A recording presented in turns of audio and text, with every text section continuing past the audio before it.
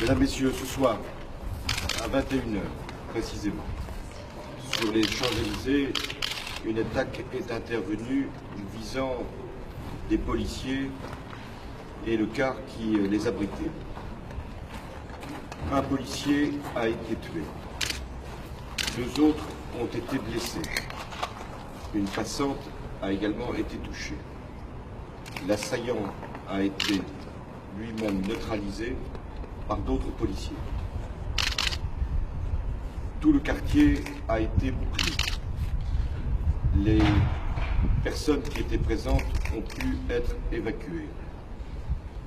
Et nous sommes convaincus que les pistes qui peuvent conduire à l'enquête et qui devront révéler toute la vérité sont d'ordre terroriste.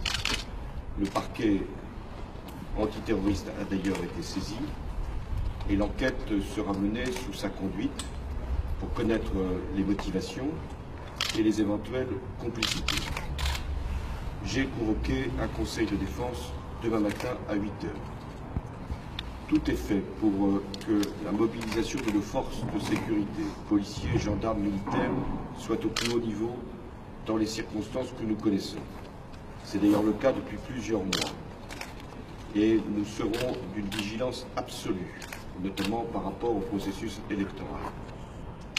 Mais chacun comprendra, à cette heure, que mes pensées vont vers la famille du policier qui a été tué, également vers les proches des policiers blessés.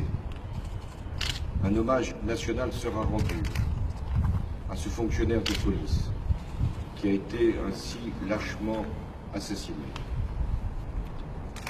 Nous devons tous prendre conscience que nos forces de sécurité font un travail particulièrement difficile, qu'elles sont exposées, on le voit encore ce soir, et que le soutien de la nation est total à leur égard.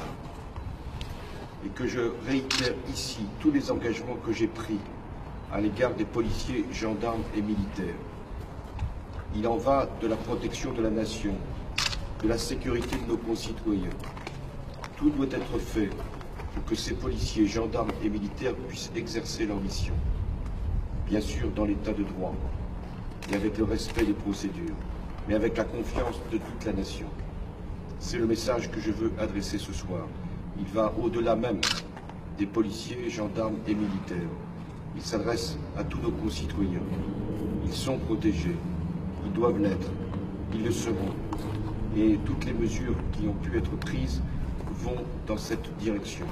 Mais le principe de base, celui qui doit être à chaque fois rappelé, c'est la confiance, la solidarité et le soutien de la nation à l'égard des forces de sécurité.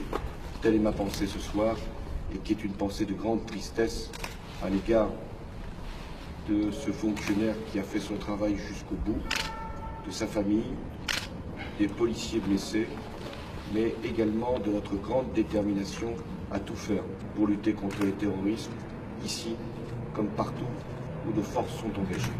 Merci. Est-ce que cette là d'un lien avec les arrestations à Marseille?